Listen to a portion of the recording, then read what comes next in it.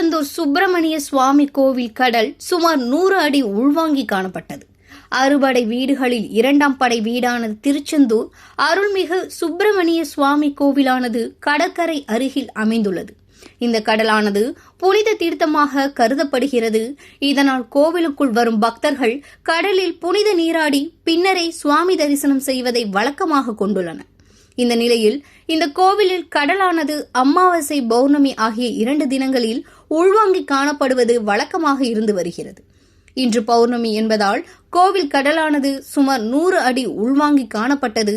இதனால் பாசி படிந்த பாறைகள் வெளியே தெரிந்தது.